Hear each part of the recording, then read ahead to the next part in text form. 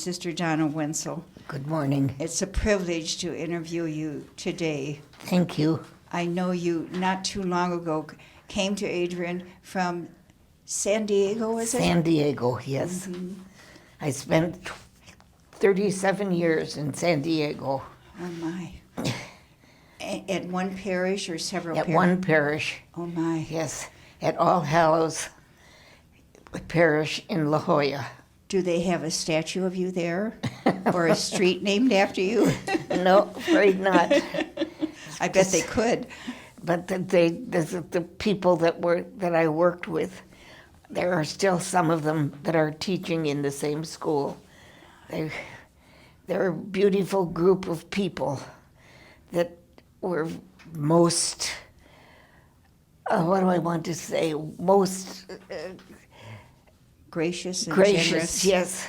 Mm-hmm. And they still keep in touch with Oh, my. both Sister Kathleen and myself. Sister Kathleen Clausen? Sister Kathleen Clausen, yes. How did you happen to find yourself or bring yourself or be sent to California? I was teaching in the Upper Peninsula of Michigan, and then I came down to the Thumb area to Ubly, and the ice and the cold were very prominent, and I was very tired of them. And so when Sister Kathleen was looking for a first grade teacher, and I was a first and second grade teacher for years, and I said I would go with her. And when we had our remembering, Yes. Sister Kathleen came in from California where she had been teaching, and she interviewed me because she was going to be the new principal at All Hallows. And so she asked me to be the first grade teacher and the vice principal.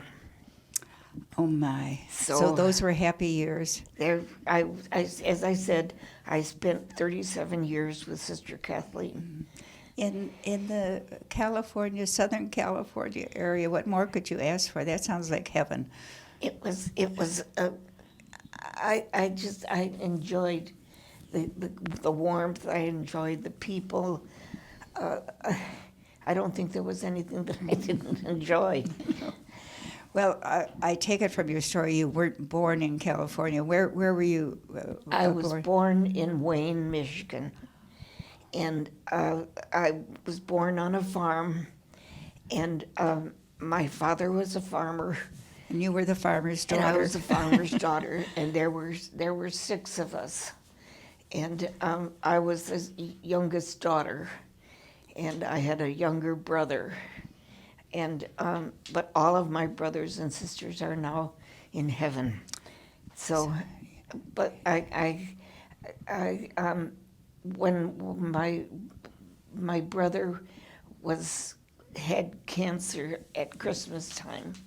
Recently. About 3 years ago, Yes. and he called me, and he told me that he had cancer. And so when I was still out in California, so I used to call him every night. And so this one night I called him, and he said, "I'm so tired. I just don't know whether I can go anymore." And so I said, "All right, you say your night prayers, get into bed, and you're going to wake up in heaven." And that's exactly what happened. How beautiful. That night, he was all alone, and he died all alone. His children were there, but he was Sleeping. alone. Yes. He was Oh, alone. my. And I said that was the first time he ever did anything I told him to do. So he was a younger brother. He was my youngest brother. Was yes. he sick as a child? Yes, he had polio Oh. when he was 4. And I used to get into bed with him all the time. And it's a wonder I didn't get polio also. But my mother used the Sister Kenny method. Yes. And Wow. it worked beautifully. And he was 80 when he died. Oh, my. So Imagine. How Yeah. beautiful. Beautiful. What was life like for you in Wayne on the farm? I was going to be a farmer. I was going to be a and my younger brother, the two of us, were going to be farmers. And my father had given us 5 heifers and to start our farm. And we had an old pig, and that pig gave birth to 10 babies out of Yes. time. And so she died. The mother. The mother died. And so here were these 10 babies, and my father said, well, we're going to have to kill them because there's No no one to way take. we can take care of them. And my mother said, I'll take care of them. I'll work on it. So she made a little trough, and she put a little Milk. what was it, cloth Oh. chits down and then she made cream of wheat, and she would put the cream of wheat into the trough with the milk, and the babies would drink that. And so we raised the 10 pigs, and they became pets. Oh, I imagine. And so I used to dress them in my doll clothes and put them in my doll buggy and wheel them around. And they were real little pets. And then as they grew bigger, of course we had to put them in with the other pigs.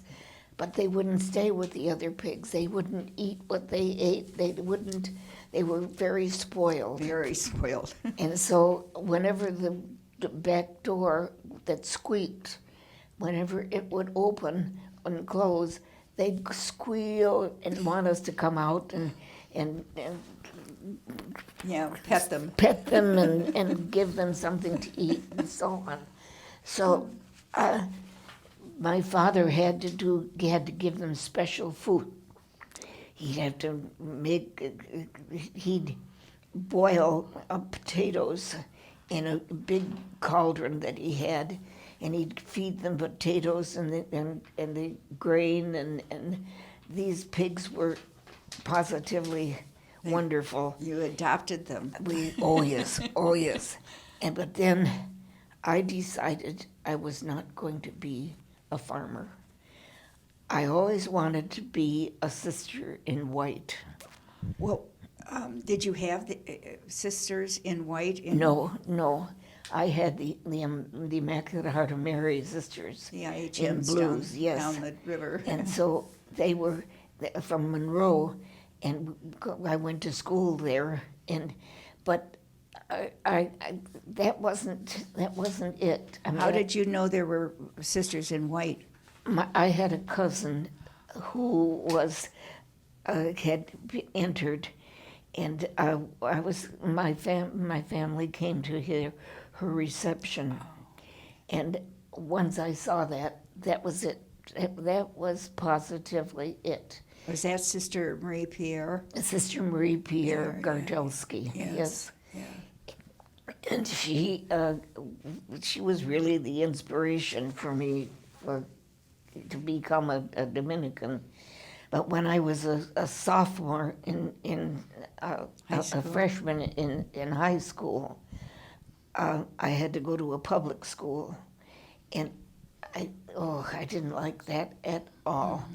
And so I came home from school one day and said to my mother, I am going to become a Dominican, and if you say no, I'm going to run away.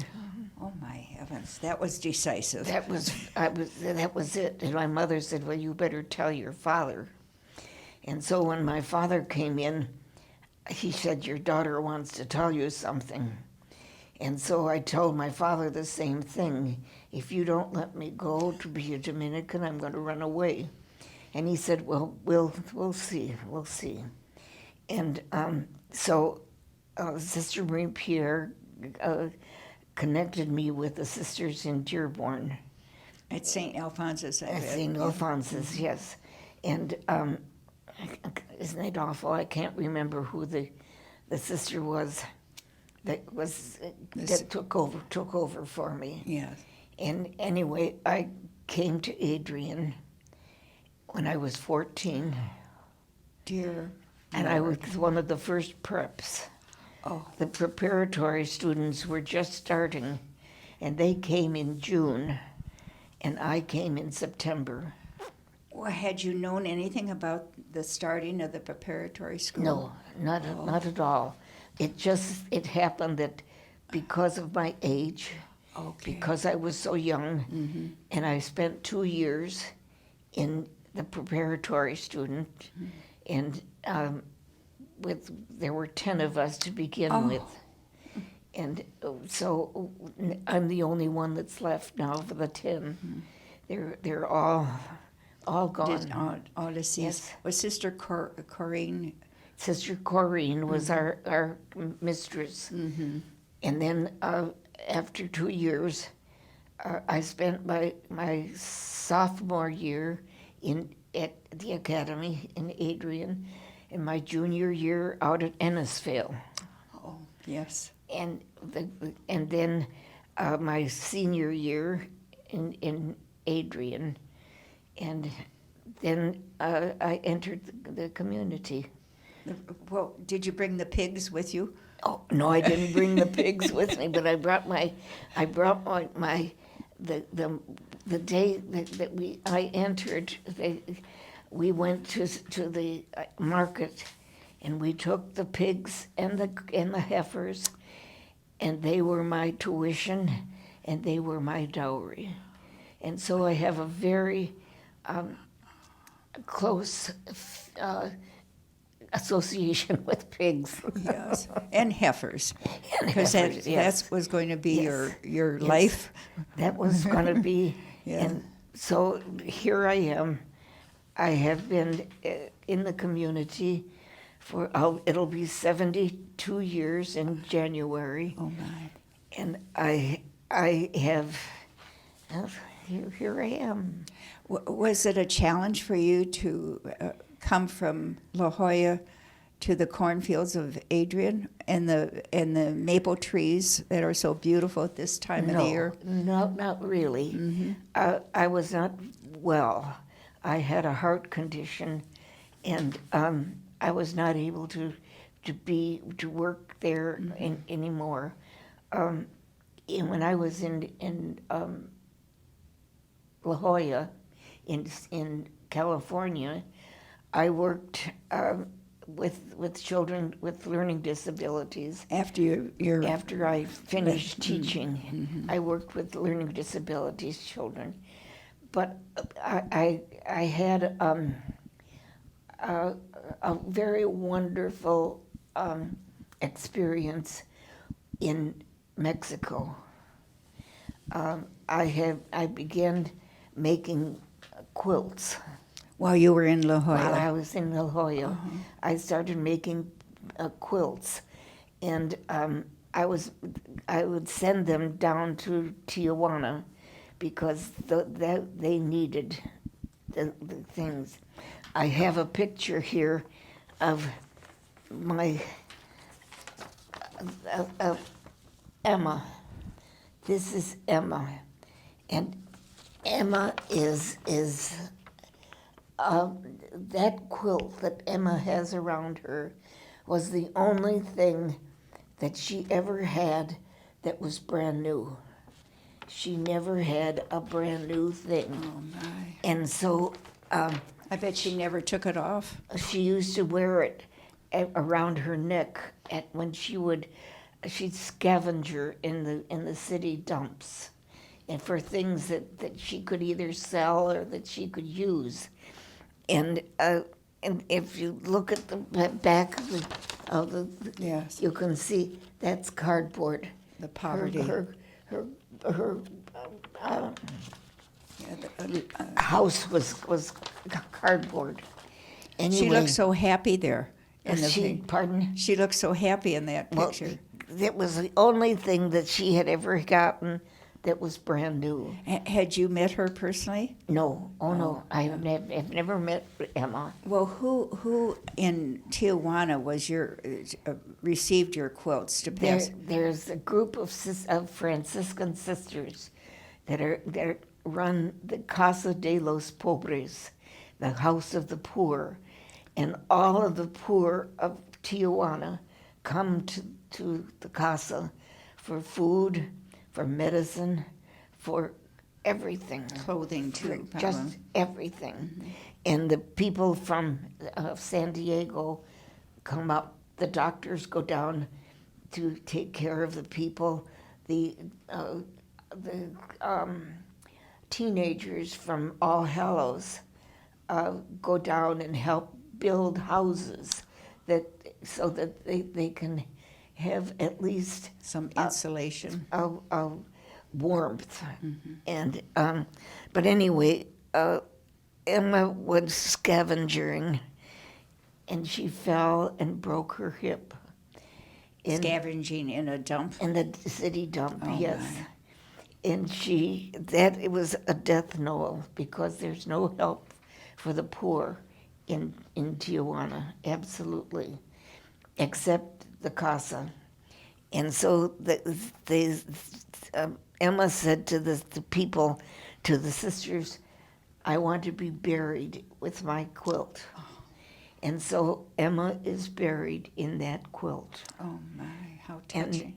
And it makes me feel wonderful to know that I made that quilt. Oh. And that the quilt itself was my mother and dad used to make quilts. And I have the last one that my mother and dad made. But it's beginning to come apart, so I can't use it anymore. Well, it's But got anyway, good use. so now I work with baby quilts. Are you doing that here in Regina? Here, I mean, Maria also? Yes, at Maria I make baby quilts. And how many have you made this year? I have made I've sent about 50 of them down Gosh. back to San Diego, and then they take them across the border. They make sure that the sisters get them, and then the sisters distribute them. And in my bedroom, I have pictures of all the little babies that have my quilts wrapped around them, and the sisters took pictures of them and sent them to me so that I'd know that they were there. Oh, God bless you at the age of 88, still thinking of others. God bless you. Oh well, I mean, Yeah. I can do it, and as long as I can do it, Yes. I will do it because I don't want to just be stagnant. But the poor are in your heart. Yes. Yes. Yes, very much so. Indeed. The poor of Tijuana are very, very much a part of me, and as long as I'm able, I'll send. Keep sending. I started out making the adult quilts, and then I thought, well, who's going to wrap the babies? And so during the week, when I was in San Diego, I would make the baby quilts, and then on Tuesday I'd go in for the quilting group. A quilting club, probably. Yes, I have, and they are still quilting. They're Were these women from the parish? yes, they're women from All Hallows, and there are about 10 of them.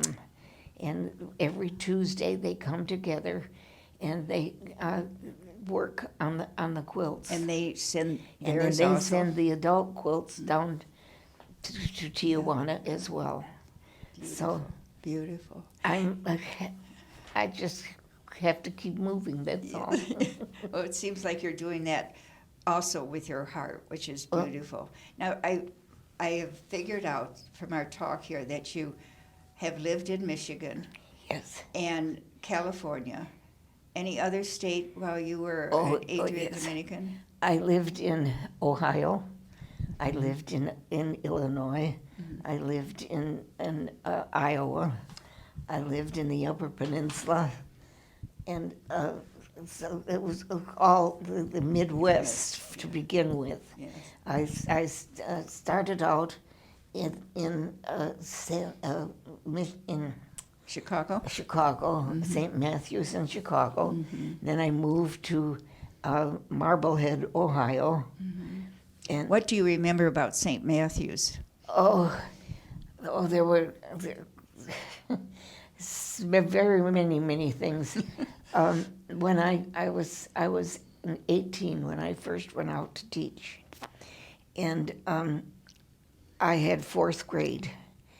And my second year in fourth grade, I had a very excruciating experience. One of the boys in my classroom was the son of a mafia, and he was. Do you want to say the name? Alka? John Selinger. Yes. Okay. John Selinger. I don't think I'll ever forget it. And I pray for him because I think right now he's still in prison. But John was, when his mother brought he and his brother to our school, he had been in the public school, and his mother brought him to our school because she felt that they'd get a better education. Anyway, when I would write on the board, the children would titter, and they'd laugh, and I never knew what was happening. And this one day I turned very quickly, and there was a big splash on the blackboard, and John had been shooting me with a water gun. Of course, with all the habit and the veil and things, I didn't feel it. And so I made him put the gun on my desk, and I scolded him, of course. And but a couple days later,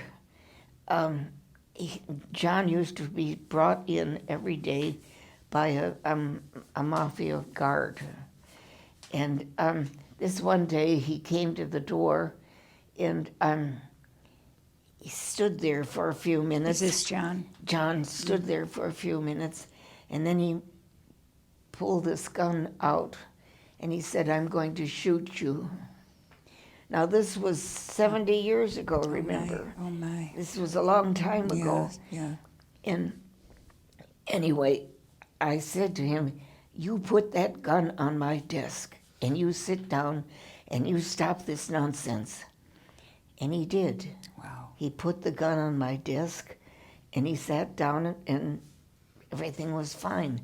I don't like guns, and I picked it up very carefully and took it into the office, and the principal was in the office, and the pastor, and a police officer, and they were looking for John. Oh my. And he had stabbed a young boy at a carnival that night, and so they took him away, but the gun was a revolver, and it was loaded. Oh my.